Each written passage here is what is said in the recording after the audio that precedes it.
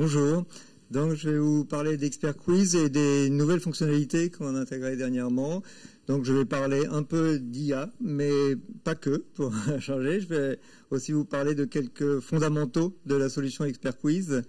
En particulier, cette notion de Learning and Assessment Solution qui place l'évaluation au cœur des processus de formation. Pourquoi placer l'évaluation au cœur des processus de formation? Parce qu'il n'y a pas de progrès sans mesure. C'est une maxime qui s'applique dans beaucoup de domaines, mais tout particulièrement en matière d'apprentissage. L'évaluation trouve sa place dans les processus et dispositifs de formation, autant en amont, faire des cartographies, des bilans individuels, analyser les besoins, valider également les prérequis, et définir des objectifs de la formation. Et d'ailleurs, cette évaluation amont des formations fait partie des exigences de Calliope. En aval, bien sûr, pour mesurer à la fois la satisfaction, la validation des acquis, la certification dans certains cas, et puis démontrer la valeur ajoutée des formations, et donc justifier les investissements finalement. Mais également, l'évaluation s'intègre à chaque étape des processus de formation, car c'est un outil d'apprentissage à part entière. On l'a mentionné déjà un petit peu, certains des orateurs.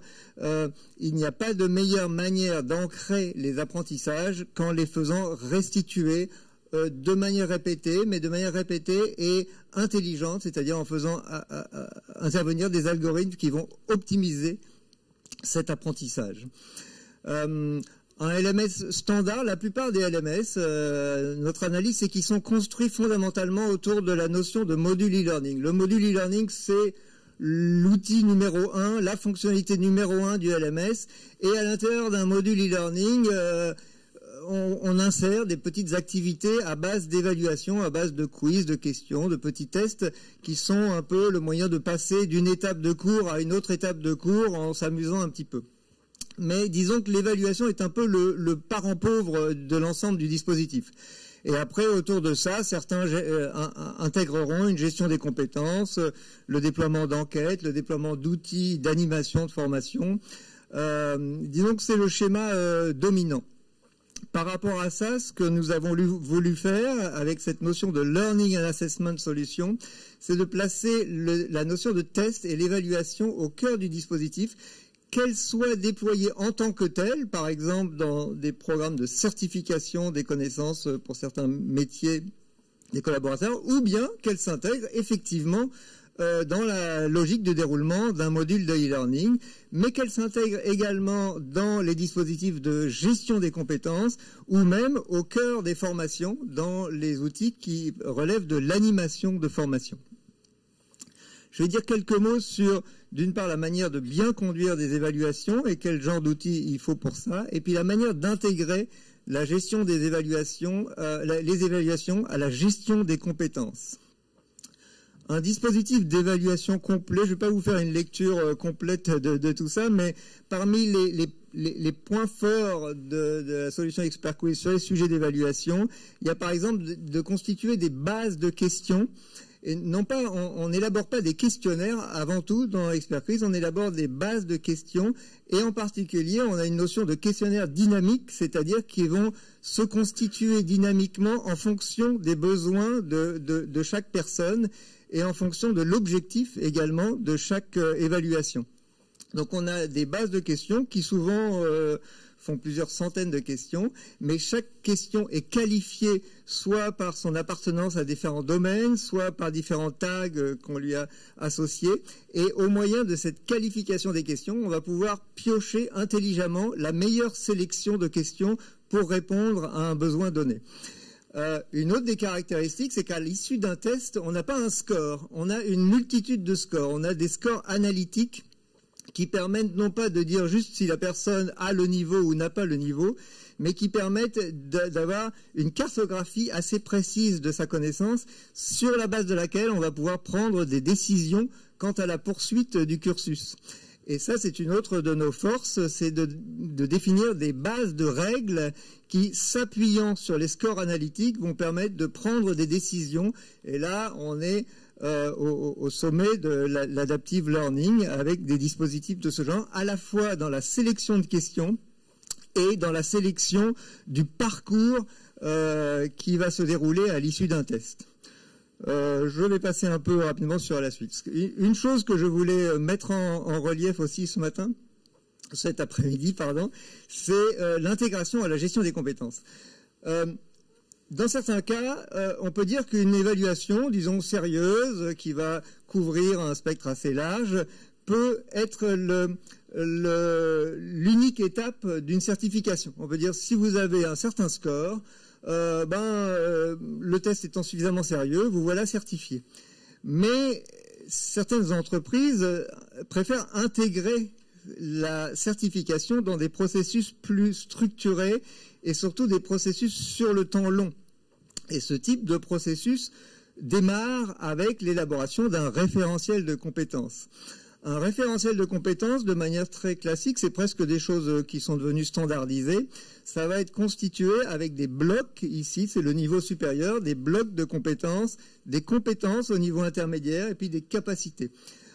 Les capacités, c'est le niveau le plus granulaire et c'est le niveau généralement qu'on peut tester de manière unitaire. On peut, de manière assez facile, s'assurer qu'une personne possède ou pas telle ou telle capacité, parfois par des tests, mais parfois par l'observation sur le terrain. Et c'est ça qui est essentiel dans la gestion des compétences appuyées sur un référentiel. Donc on a une personne ici qui a passé une évaluation en janvier qui lui a permis de valider un certain nombre de capacités. Puis en avril, peut-être à l'issue d'actions de formation, cette personne a passé une autre évaluation qui lui a permis de valider d'autres capacités. Et puis un tuteur ou un formateur, un évaluateur, on l'appelle comme on veut, mais une personne habilitée a constaté sur le terrain que cette personne maîtrisait également telle et telle autre capacité. Eh bien, on commence à progresser dans la validation de capacités sur la base du référentiel. Et la validation de ces capacités par des règles de validation, disons, ascendantes, vont valider des compétences qui vont finir par valider des blocs. Et ensuite, on définit des certifications comme étant la validation de différents blocs. Ça, ce ne sont pas des, principes qu'on a inventés pour Expert Quiz, ce sont des principes qui s'appliquent à l'ensemble des certifications, en particulier dans les branches professionnelles, mais pas uniquement. Et donc, ça consiste à inscrire la certification à la fois sur la base d'un référentiel qui donne une structure à la chose, mais qui donne aussi une visibilité à la progression des gens. Et ça consiste également à organiser la progression sur le temps long. Un autre petit point, je ne vois pas le timer. Il est où ? 7 minutes, merci beaucoup. Un autre sujet sur lequel Expert Quiz a des fonctionnalités assez avancées et sur lequel je voulais dire quelques mots, c'est l'évaluation de formation. Évaluation, on dit parfois selon le modèle Kirkpatrick, c'est-à-dire en premier lieu à base d'enquête, mais pas que. Et justement, c'est peut-être notre force, c'est d'intégrer dans un même dispositif les enquêtes de satisfaction à chaud, à froid, apprenants, formateurs et managers, mais d'intégrer ça avec de l'évaluation des acquis de la formation. Et la capacité à faire les deux dans un même dispositif est fondamentale. Donc là, on a une formation sur la gauche, et puis on va être capable d'envoyer à chaud, ça peut être le jour même ou le lendemain, et puis à froid, c'est disons de 2 à 3 mois plus tard, des enquêtes auprès des différentes parties prenantes de la formation. Mais on va pouvoir aussi, avec le même dispositif, envoyer des sollicitations, des invitations à valider ou à mesurer les connaissances et donc les acquis.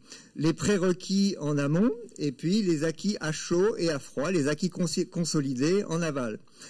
Et à tout cela, on peut ajouter assez facilement du micro-learning sur la durée, c'est-à-dire des petites sollicitations qui pourront être tous les jours, dans certains cas, ou toutes les semaines. 3 questions tous les lundis matins, 1 question tous les matins, et ces questions toujours bénéficiant de l'adaptive learning dont j'ai parlé tout à l'heure, c'est-à-dire sélectionner sur la base des apprentissages déjà constatés de cette personne. Et puis, dans le courant même de la formation, c'est les petits ronds blancs sur fond bleu. Dans le courant même de la formation, il sera très pertinent d'insérer des petits tests qui vont solliciter les apprentissages de manière immédiate, de manière à commencer à les ancrer. quels outils pour tout cela? Eh bien, d'une part, la capacité à créer des questions avec une grande diversité de modèles et en intégrant des médias de toute nature, des médias images, vidéos, mais aussi des médias SCORM importés, des médias PDF, bureautique, tout ce qu'on veut. Ici, on a à titre d'exemple une question qui intègre une vidéo et puis qui est une question de type texte à trous, mais c'est qu'une des très nombreuses variétés de questions. Ici, on a une enquête de satisfaction post-formation un peu typique qui aura été adressée de manière automatisée à l'issue des formations. Et là, par exemple, l'INPI, dans son activité de formation, par des API entre son TMS et ExpertQuiz, adresse à ExpertQuiz toute l'information requise pour mettre en œuvre le dispositif d'évaluation de formation. Une grande diversité de types de champs, de personnalisation, etc. Et puis, pas mal de rendus de synthèse. Les outils qui interviennent également pour l'évaluation de formation, il y a un outil fondamental qu'on appelle chez nous des cycles, c'est-à-dire c'est la capacité à programmer des événements dans le temps. On dit aujourd'hui, parce que telle personne a fini telle formation, la voici inscrite à un cycle, et dans ce cycle, il y a 3 événements. Le premier, c'est que dès demain, on va lui adresser une première enquête de satisfaction à chaud. Dans 2 mois, on va lui adresser autre chose, et peut-être dans 3 mois, on lui adressera encore une petite évaluation de connaissances. Et tout ça rentre dans un même dispositif qui a le mérite d'être totalement automatisé. J'en arrive, tu peux me donner l'heure? Pardon, j'ai pas de... 3 minutes, c'est exactement ce qu'il me faut à ce niveau-là. Pour vous parler quand même un peu d'intelligence artificielle, parce que quand même aujourd'hui, il semble que ce soit un prérequis pour cet après-midi. Et donc on a introduit récemment, nous, 2 fonctionnalités à base d'IA sur ExpertQuiz qui répondent à 2 besoins qui étaient vraiment majeurs chez nos utilisateurs. Le premier, c'est de créer des questions automatiquement sur des thématiques. Et réellement, c'est très impressionnant. Tous nos clients qui en ont fait l'essai sont époustouflés par la pertinence, la qualité des questions qui sont proposées avec un input très, très léger de leur part. Et le deuxième, c'est l'aide à la correction des réponses libres. C'est-à-dire que c'est une des typologies particulièrement précieuses de questions qui est des questions libres. C'est-à-dire des questions ouvertes et la personne doit exprimer sa réponse librement. Et là, c'est une question qui est très précieuse du point de vue pédagogique, mais qui va demander un peu de travail en aval. Et quand on est sur des volumes importants, ça peut être un frein au déploiement de ce type de questions.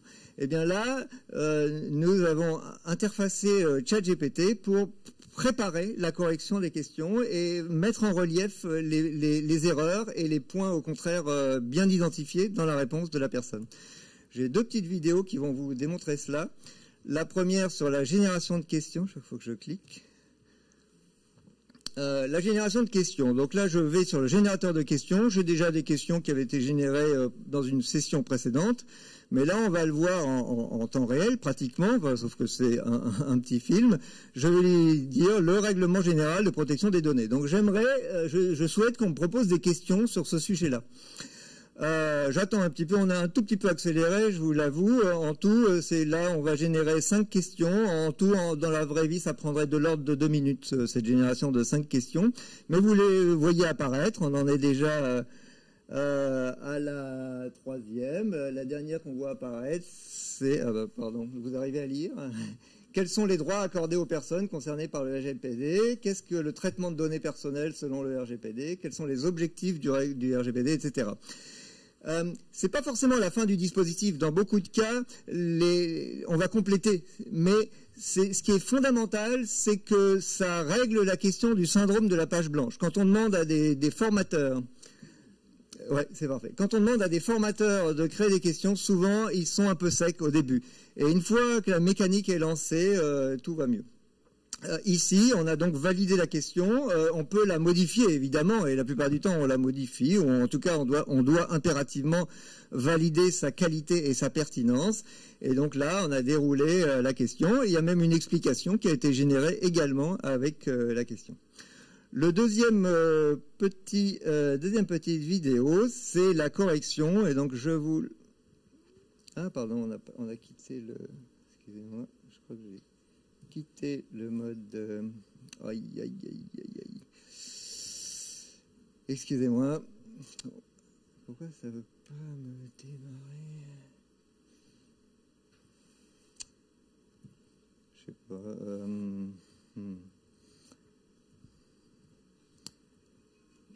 Non, bah, j'ai du mal à... Il ne veut pas se démarrer. Bon, tant pis, je vais pas... donc ici quand même, ça a fini par démarrer. Ici, j'ai des évaluations qui ont été passées par différentes personnes. Je clique sur ce petit bouton pour démarrer la correction des productions de ces apprenants. Ici, vous avez la question qui avait été posée. Pourriez-vous définir le RGPD, sa signification et ses objectifs? Voilà la réponse qui a été donnée par l'apprenant. Et l'IA a détecté les points corrects et les erreurs dans la réponse de l'apprenant et a proposé une note. Je vous avoue que la proposition de note, c'est pas ce qui est le meilleur là-dedans, mais le plus pertinent, c'est la détection tout à fait qualitative des bons points et des erreurs dans la réponse de l'apprenant. Le correcteur, malgré tout, valide ou complète la réponse et termine la correction. Parfait. Voilà. Merci Patrice. Merci beaucoup.